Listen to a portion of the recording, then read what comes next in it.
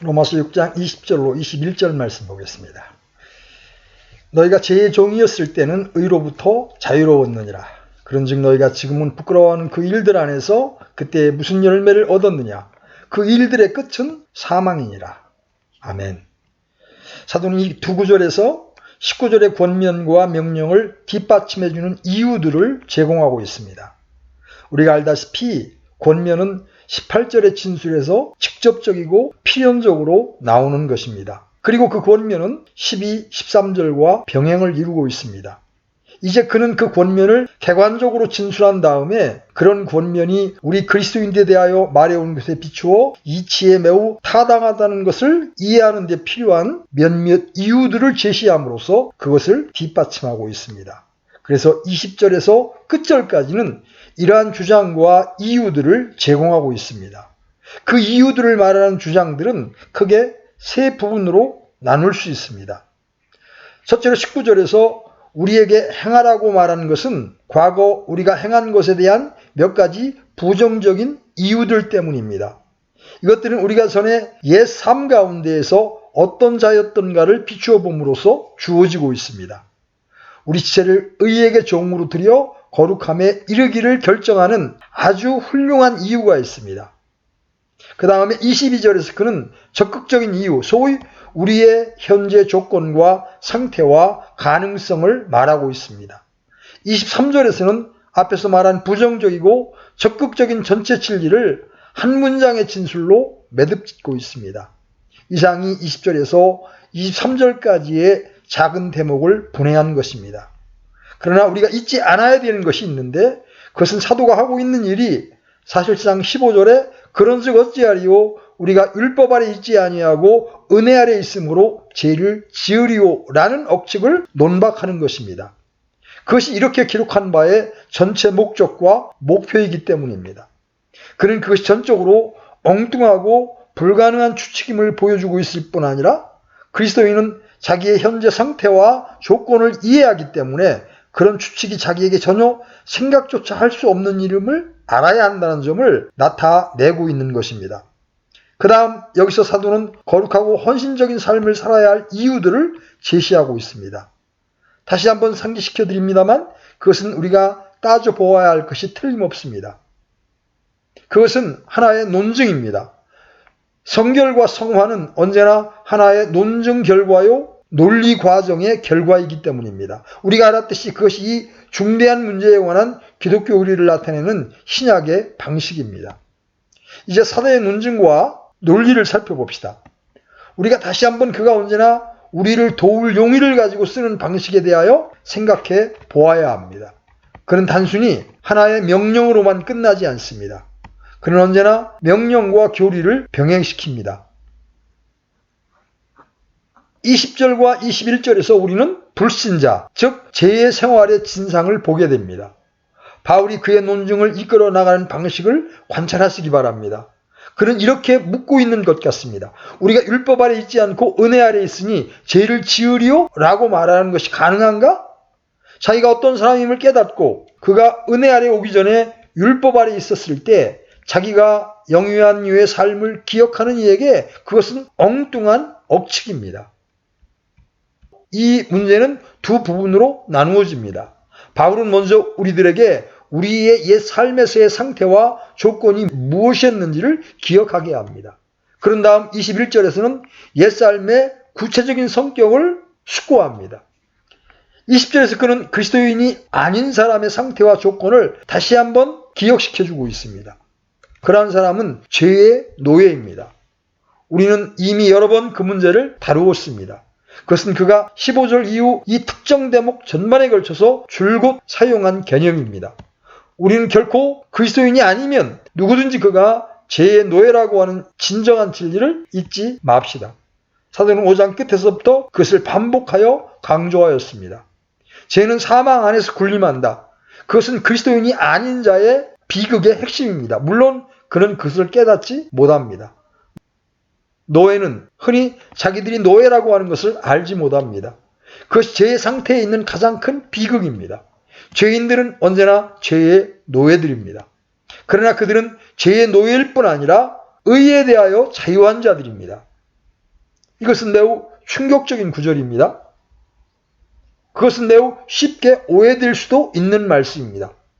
어떤 이들은 그것을 해석하기를 그들이 죄에게 매여 있을 동안에는 언제나 그가 하고 싶은 대로 어떤 것이든지 해도 자유하다는 의미로 해석합니다. 그래서 그들에 대하여는 어떤 제재도 없다는 것입니다. 그들은 그들이 기뻐하는 대로 무엇이든지 할 수 있고 모든 율법과 제재와 금지 조항에도 절대적으로 자유하다는 것입니다. 그러나 우리는 즉시 그것을 기각시켜야 합니다. 사도는 이미 그러한 자들은 율법 아래에 있다고 말했습니다. 그래서 그것을 의미할 수 없는 겁니다. 어떤 이들은 생각하기를 그것은 그들이 그리스도인이 되기 전에 전적으로 악했음을 말하는 사도의 방식이라고 생각합니다. 그러나 우리는 그런 해석도 받아들일 수 없습니다. 왜냐하면 우리가 일찍이 알았듯이 벗어났다, 자유하였다는 이 표현이 로마서 6장에서는 매우 한정적이고 특별한 것을 함축하는 표현이기 때문입니다. 사도가 사실상 이 시점에서 사용하고 있는 유추 자체가 우리로 하여금 이 구절을 그런 식으로 해석하는 것을 받아들이지 못하게 강권합니다. 왜냐하면 여러분도 기억하다시피 그 유추란 노예의 유추이기 때문입니다. 바울은 16절에서 그 점을 매우 명백히 지적하였습니다. 우리는 16절에서 기본적인 논리를 대하게 됩니다. 너희 자신을 누구에게 종으로 내주어 순종하게 하면 너희가 순종하는 그 사람의 종이 되는 줄을 너희가 알지 못하느냐. 혹은 죄의 종으로 사망에 이르고 혹은 순종의 종으로 의에 이르느니라. 여러분은 죄의 노예이든지 의의 노예이든지 둘 중 하나입니다. 예를 들어 7절의 말씀을 들어보십시오. 죽은 자는 죄로부터 해방되었느니라. 우리는 그 구절을 해석하면서 킹제임스 성경을 옹호하며 죽은 자가 죄에서 의롭다 하심을 얻었느니라고 읽는 것이 잘못되었음을 생각했습니다. 개역성경도 그렇게 표현되어 있죠. 그것은 칭의만을 의미하는 것이 아니라 사람이 죄에서 벗어났다는 의미를 나타내는 것입니다. 11절에서도 유사하게 같은 사상이 나오고 있습니다. 이와 같이 너희도 너희 자신을 죄에 대하여는 참으로 죽은 자요 하나님께 대하여는 예수 그리스도 우리 주를 통해 산 자로 여길지어다. 그것은 진정으로 죄로부터 자유케 되었다는 의미입니다. 왜냐하면 여러분이 죽게 되면 여러분은 자유케 되는 것입니다. 다시 14절에서 죄가 너희를 지배하지 못하리라고 합니다. 역시 17절에서는 그러나 하나님께 감사하리로다 너희가 죄의 종이었으나 너희에게 전달된 교리의 그 틀의 마음으로부터 순종하고 이로써 죄로부터 해방되어 의의 종이 되었느니라고 했습니다. 이것은 18절에서 뚜렷하게 나타나 있습니다. 이로써 죄로부터 해방되어 의의 종이 되었느니라. 그러나 만일 우리가 앞에 9절의 본뜻을 전적으로 알지 못했다 하더라도 여기 이 진술의 해석은 다음의 두 구절, 특히 22절에 의하여 결정되어야 할 것입니다. 그러나 이제는 너희가 죄로부터 해방되고 하나님께 종이 되어, 이것은 분명히 죄의 종이었을 때에 의에게는 종이 아니었다는 의미입니다. 의에 대하여 자유하였다는 말은 여기서 분명히 다음과 같은 것을 의미함이 틀림없습니다. 너희가 그때의 의의 종이 아니었다는 의미에서 의의 다스림을 받거나 인도되지 아니했다.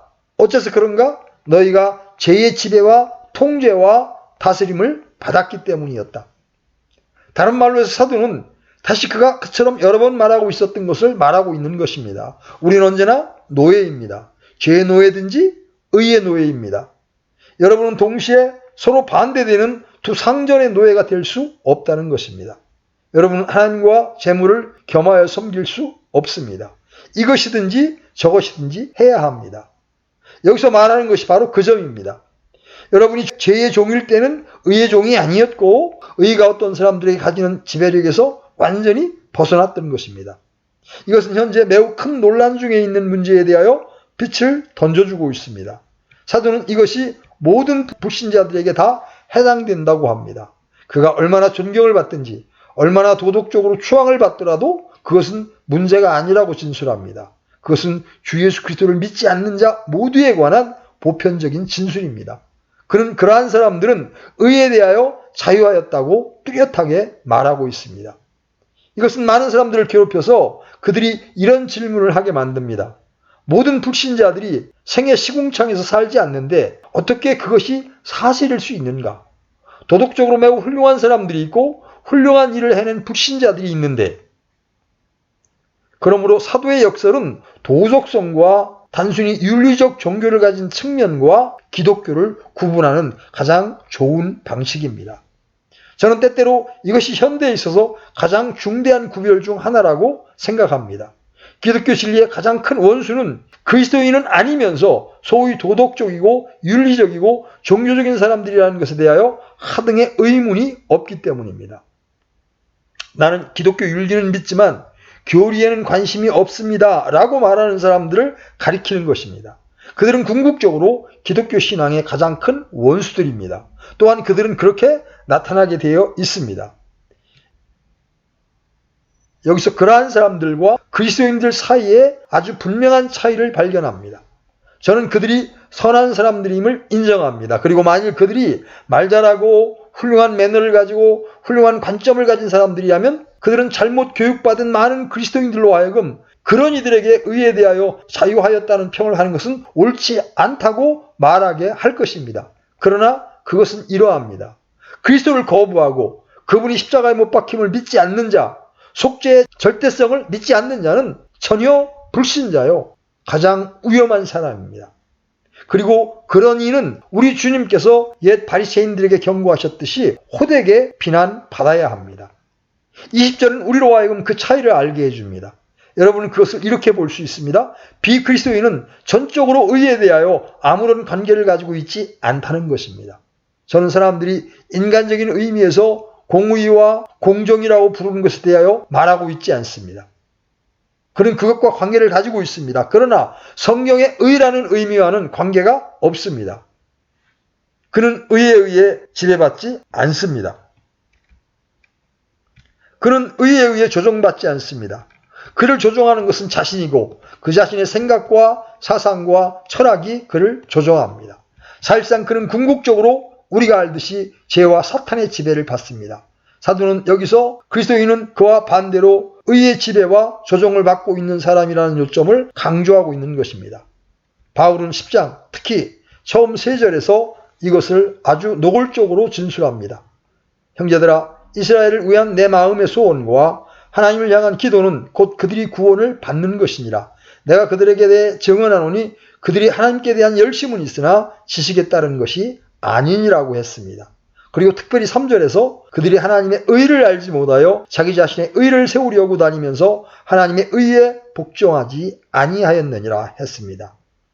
거기에 그것은 분명히 규정되어 있습니다. 그들이 세우고 있는 의는 자기 자신의 의였지 하나님의 의는 아니었습니다. 하나님의 의를 모르고 힘써 자기 의를 세우려고 합니다. 그것은 정확히 이 도덕적이고 선한 사람들이 하는 바요, 이 윤리에 대하여 말하기를 좋아하는 신사들이 행하는 바입니다. 그들이 가진 것은 모두 자기 의입니다. 그것은 하나님의 의가 아닙니다. 그들은 하나님의 의에 대해서 아무 상관이 없습니다. 그들은 힘써 하나님의 의를 복종치 않습니다.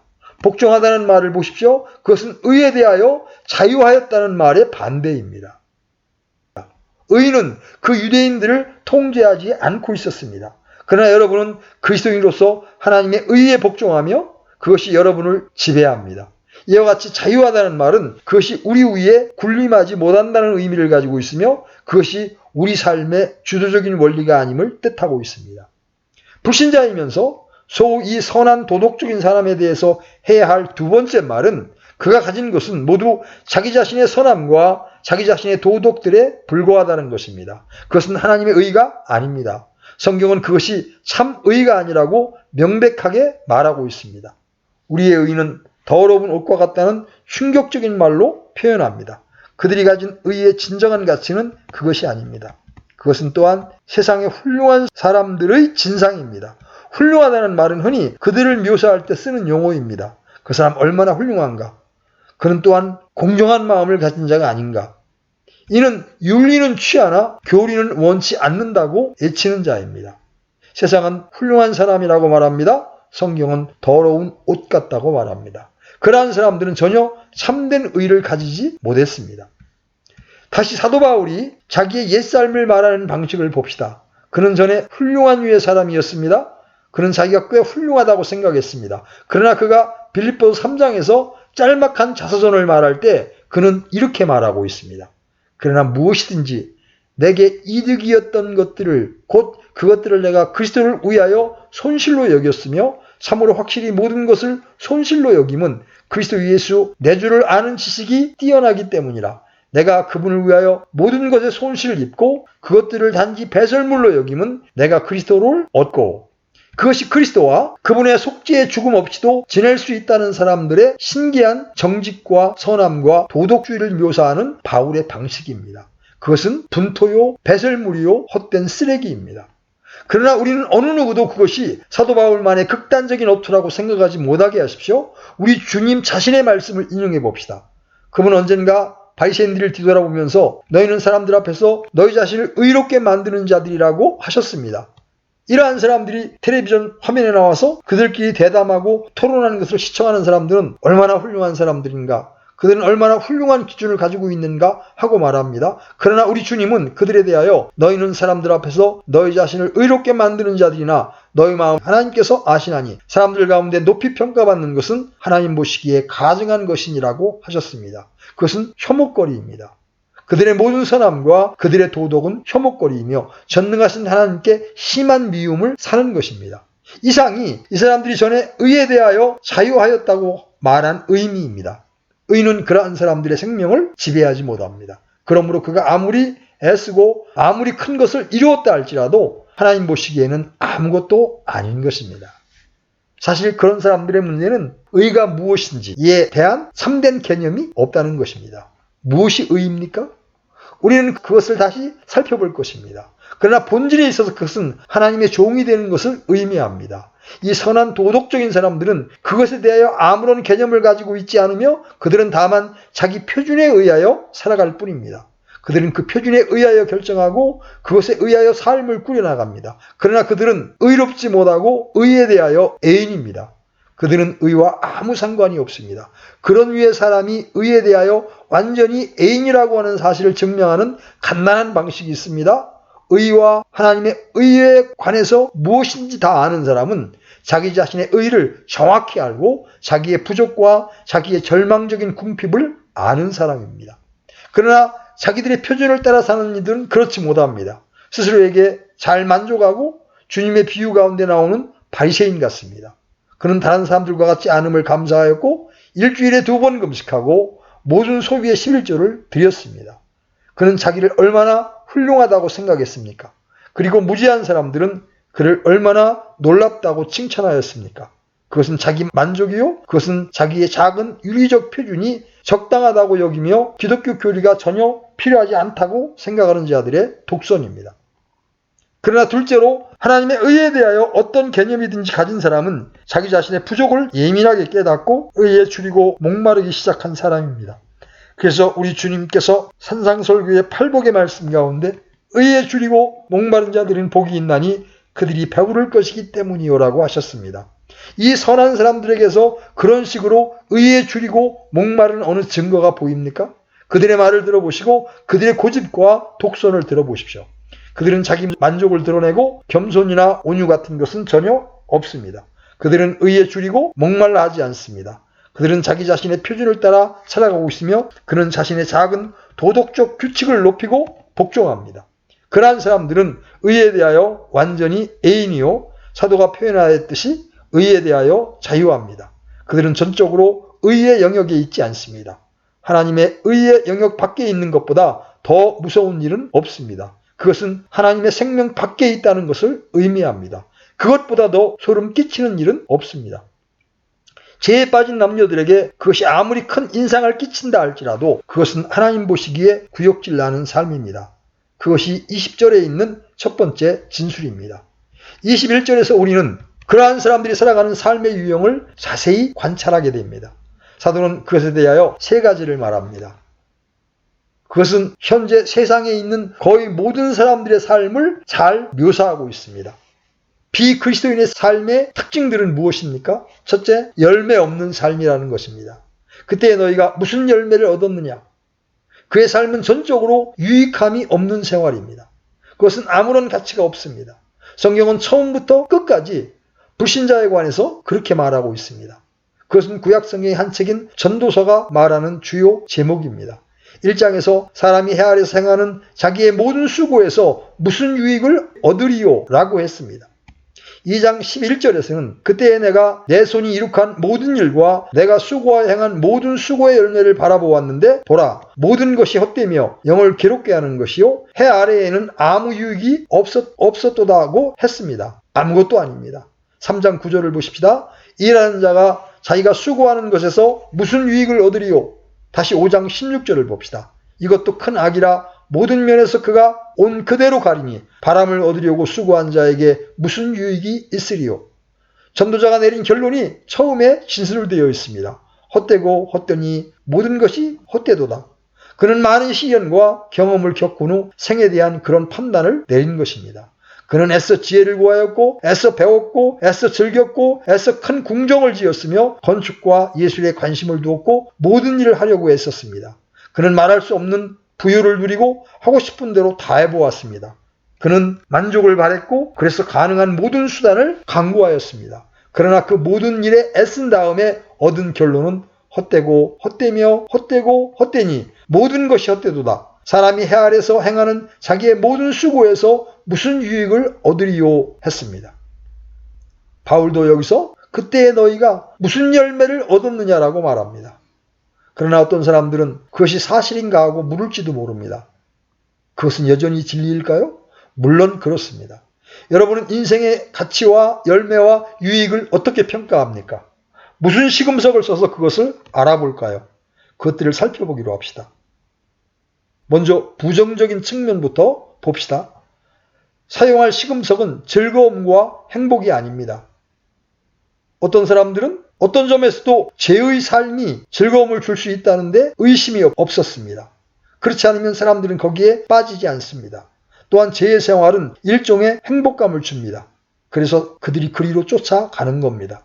일종의 즐거움과 행복함을 위해서입니다. 세상은 즐기는 것이고 재미있는 시간이라고 부르는 것을 가진 것으로 믿습니다. 그러나 그렇게 많은 면에서 인정을 한다 할지라도 히브리서 11장의 등불과 같이 비추어지는 말씀을 잊지 맙시다. 잠시 죄의 쾌락들을 즐기는 것보다 그런 쾌락은 계속되지 못하고 잠깐입니다. 일종의 순간적인 유쾌함과 행복함이 있습니다. 그것은 잠깐입니다. 그래서 인생의 방식에 관한 유익과 가치를 판단하려면 여러분은 쾌락과 행복감에 머물러서는 안 됩니다. 때가 되면 그리스도인을 대적하며 대답하지 못할 경우가 있게 될 것입니다. 비그리스도인들은 말하기를 자기들은 놀라운 시간을 누리고 있다고 합니다. 이 시점에서 여러분이 그들에게 할 수 있는 말은 오직 그것은 시금석이 아니다. 그리고 어떤 경우에서든지 너희는 그렇게 너무 크게 말하지 않는 것이 좋을 것이다. 정말 얼마 못 간다. 우리는 아마 1년 뒤나 5년 뒤나 10년 뒤나 아니면 20년 뒤 또는 30년 뒤면 그것을 다시 논의할 수 있을 것이다. 그때 너희는 죄의 쾌락은 잠깐이라는 것을 알기 시작할 것이다. 입니다. 그러므로 쾌락과 행복은 인생의 유익과 가치를 시험하는 참된 길이 아닙니다. 그러면 무엇으로 알 수 있습니까? 여러분은 참된 만족의 차원에서 그것을 시험해 볼 수 있습니다. 우리는 모두 두 부름, 세상과 기독교의 부름에 직면해 있습니다. 문제는 어느 것이 더 유익하냐입니다. 확실한 시금석은 그 부름에 만족을 줄 수 있느냐, 이지와 마음과 영에 만족을 주느냐입니다. 과거에 쓰여진 어떤 위대한 진술들은 우리로 하여금 이 문제를 영원히 단번에 정립시키는데 도움을 줍니다.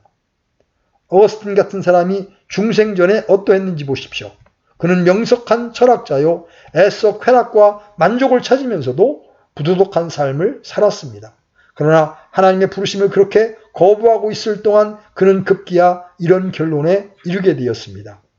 주님은 주님 자신을 위하여 우리를 지으셨습니다. 우리의 마음이 주 안에서 안식을 찾기 전에는 안식이 없습니다. 그는 세상적인 삶에서 안식을 찾을 수 없었으며 그의 지적 추구에서 그 안식을 찾을 수 없었고 부도덕함에서 찾을 수 없었습니다. 그는 애썼으나 그것을 찾지 못하였습니다. 거기에는 만족이 없었습니다. 이것이 아직도 진리라는 사실만큼 그리스도를 떠난 오늘의 세상을 명백히 말하는 것은 없습니다. 세상은 안식이 없으며 거기에 속한 사람들은 안식이 없습니다. 그들은 이것에서 실증을 내고 저것을 취합니다. 20, 30년 전만 해도 교회로부터 사람들을 빼앗아가는 곳이 바로 영화관이었습니다. 그러나 지금 사람들은 텔레비전 프로와 인기몰 때문에 영화관을 찾지 않습니다. 그것은 안식이 없는 무서운 상태를 말해주는 징후였습니다. 사람들은 모든 일에 진력이 났습니다. 그들은 마시는 술을 바꾸거나 혼합하거나 제 양식을 바꾸곤 합니다. 모든 것이 그들에게는 시시해진 것입니다. 그래서 그들은 이쪽 흥분에서 또 다른 흥분으로 바꾸곤 합니다. 그들은 언제나 가장 최근의 대유행과 최신의 것을 향해 돌진하고 있습니다. 그래서 유행이라는 것이 있게 됩니다. 물론 끝내 그것으로 하여금 백지로 만드는 것은 가장 최근의 유행이 아마 10년 전에 사라졌던 것이었다는 점입니다. 그것은 원을 돌고 돕니다. 그들이 진정한 만족을 가지고 있지 못하기 때문이죠. 만족의 시금석은 사실상 견고한 것입니다. 인생의 유익과 가치를 결정하는 또 다른 시금석은 일련의 다음과 같은 질문입니다. 그것은 세워주는 어떤 것이 있는가? 또한 실질과 양식과 생명력을 주는 것인가? 나로 하여금 성장케 하는 것인가? 인간 존재로서 내가 발전하는데 도와주는 것인가? 그것이 나로 하여금 내 활동력을 발전시켜주는 것인가? 내 마음과 이해력을 연습시키는 것인가? 그것이 사실상 내 마음을 채워주는 것인가? 나로 하여금 진정으로 가치 있는 것을 행하도록 하는가? 그것이 나를 성장시키고 고양시키고 있는가? 즉각적으로 대답을 얻기 위해서 저는 모든 그리스도인에게 그러한 질문을 던질 수밖에 없습니다. 하나님과 그리스도 밖에서는 삶을 고양시키는 것이 하나도 없습니다. 시험할 또 다른 시금석은 이러합니다. 내 삶의 방식이 나로 하여금 훗날의 종말을 예비케 도와주는 것인가? 그것이 내가 늙었을 때 나를 도울 것을 제공하는가? 내가 젊었을 때 댄스홀에서 춤추며 돌아가는 곳에서 만족을 발견한 것 같은데 그렇게 하기에 너무 늙었을 때 나에게 어떤 일이 있을 것인가? 그것이 나로 하여금 장차 올 날을 위하여 무언가 창고에 쌓아두도록 하는 것인가? 만일 내가 내 건강을 잃으면, 내가 직장을 잃고 돈이 떨어지면 어찌하며 내가 죽음의 침대에 눕게 될 때 그것이 내게 무슨 소용이 있을까? 그것이 내가 생의 위기를 만났을 때 내가 돌아갈 여분을 제공하는 것인가? 대답은 세상의 삶은 무엇이든지 아무런 가치가 없다는 것입니다. 시간과 돈과 정력을 다 허비한 후에 비그리스도인의 삶이 주는 것이 무엇입니까? 사도는 그것이 아무런 열매를 내지 않는다고 대답합니다. 그것을 시험하는 방식은 만일 이 모든 것에서 갑자기 끊겨지게 되었을 때 어떠한 입장에 놓이게 될 것인가를 상상하는 것입니다. 자기의 쾌락을 위해 살고 매일 밤을 새우지 않으면 행복하지 못하고 쾌락과 오락이 끝나기까지 집에 들어가지 않는 사람, 술 취하고 중독까지 된 사람에게 그런 쾌락이 갑자기 끊어질 때 그는 어떻게 될 것입니까? 그것이 인생의 유익과 가치를 시험하는 방식입니다. 제약과 불경건한 삶은 악과 같습니다. 그것은 마치 취해 있을 동안만 행복함과 유쾌함과 만족함을 주는 술과 같은 것입니다. 술을 끊는 순간 무서운 반응을 느끼게 되고 전적으로 절망적이고 반은 죽은 것 같은 기분을 느끼게 됩니다. 더 마시기 전에는 회복되지 않습니다. 이것이 약의 진상이요 알코올의 진상입니다. 그것들은 만족의 환영을 주지만 그것들은 다시 약을 쓰고 고도의 분별력과 이해력을 조종하는 것을 부서뜨림으로써 그렇게 할 수 있는 것입니다. 그것은 전적으로 무익한 삶이요 가치 없고 실질이 없는 삶입니다. 불신자의 삶에 관한 사도의 두 번째 진술은 그것이 수치의 삶이라는 것입니다. 그런즉 너희가 지금은 부끄러워하는 그 일들 안에서 그때에 무슨 열매를 얻었느냐? 그 일들의 끝은 사망이니라. 이것은 소름 끼치는 일입니다. 세상 사람들이 하는 일을 보십시오. 불행히도 이 일에 대해서 시간을 들일 필요가 없습니다. 우리 모두는 우리 주위의 삶에서 이러한 것들과 너무 친숙해 있기 때문입니다. 그것은 본래 자체가 부끄러운 삶입니다. 성경에서 부끄러움에 관하여 말하는 어떤 표현이 있습니다. 성경은 이런 일들이 밤과 어두움 가운데에서 행해진다고 했습니다. 바울은 데살로니가 신자들에게 너희는 다 빛의 자녀요 낮의 자녀니라고 말합니다. 바울은 어두움에 감춰진 일을 말하고 있습니다. 악한 일은 언제나 밤과 어두움 가운데에서 이루어집니다. 세상적인 자들이 행하는 바로 그 자체가 고요한 수치가 있습니다. 그래서 그들은 어두워지기까지 기다립니다. 우리는 도시의 밤생활, 나이트클럽에 대한 기사를 읽습니다. 밤이란 말 자체가 우리에게 그것들을 말하고 거기에 속한 취에 대하여 말합니다. 다음으로 수반되는 사기와 산출되는 거짓말과 불행을 생각해 보십시오. 부정함과 무가치하고 악한 사상의 수치를 생각해 보십시오. 인생의 존엄함과 인생에 있어서 가장 고상한 것에 관하여 하는 농담을 보십시오. 결혼생활에 신실하지 못한 자가 농담이나 웃음거리로 여겨지고 자기 아내에게 충실하지 못한 자가 농담의 주제가 된다는 것이 수치스러운 일 아닙니까? 악이 오락으로 여겨지고 있다니 얼마나 부끄러운 일입니까? 남녀들이 자신들이 제안한 즐거움을 가지기 위해서 자신들의 마음을 도취시키고 점차적으로 자신들의 활락을 즐기기 위하여 자신들의 마음을 도취시키고 점차적으로 자신들의 활락을 즐기기 위해서 자신들의 아주 높은 능력을 고갈시키는 것을 보십시오. 그것은 부끄러운 일입니다. 사람들이 자신들을 다소 동물의 수준으로 낮추게 될 때까지는 행복해질 수 없는 것이 부끄러운 일입니다. 몸이 잘못 쓰여지고 있는 많은 방식을 생각하는 것이 부끄럽지 않습니까? 현대인의 삶을 특징 짓는 악용과 어리석음을 생각해 보십시오. 만일 여러분이 사도가 여기서 마음에 두고 있는 바를 아신다면 그는 이미 로마서 1장 후반부와 에베소 4장 5장에서 제시한 것에 시선을 돌려보십시오. 그러나 여러분 거의 매일 아침 조간신문에서 같은 일을 보게 됩니다. 그런 유의 삶에는 수치감을 가져오는 무엇이 있습니다. 그런즉 너희가 지금은 부끄러워하는 그 일들 안에서 그때 무슨 열매를 얻었느냐? 그 일들의 끝은 사망이니라. 이것이 제가 강조하고 싶은 요점입니다. 이런 일들에 대하여 현재 부분적으로 느끼는 수치감입니다. 그것은 양심의 가책을 느낀다는 의미입니다. 밤낮도록 술을 먹는 사람은 다음날 아침 자기가 어리석었고 그렇게 행동하는 것이 부끄럽다고 여깁니다. 그는 좀처럼 자신을 용서할 수 없습니다. 그는 양심의 가책과 역겨움을 느낍니다. 이 지점까지가 수치감이 있다는 증거입니다. 그러나 심지어 그보다 더 악한 것이 있습니다. 그것은 수치감을 잃기까지 하는 삶을 살아가는 사람들이 그렇게 많다는 것입니다. 사도는 말하기를 그런즉 너희가 지금 부끄러워하는 그 일들 안에서 그때 무슨 열매를 얻었느냐라고 했습니다. 그들 가운데 많은 이들이 그때 부끄러웠음을 몰랐었습니다. 어떤 이는 그 당시 이방인들의 부도덕함이 그렇다는 것에 눈살을 찌푸렸습니다. 그들이 죄 속에 얼마나 가라앉았던지 수치감마저 없어졌습니다. 그들은 사실상 악이여 너는 얼마나 선한가라고 말하고 있었던 것입니다. 성경 가운데 이 밖에 다른 곳에서 아주 두드러진 몇몇 진술들이 있습니다. 여러분은 악한 삶을 사는 자들이 부끄러움을 당할 것인지 어떤지를 질문한 예레미야 대언자의 무언가를 비춰주는 진술을 기억하십니까? 그는 말하기를 그들이 가증한 짓을 행할 때에 부끄러워하였느냐?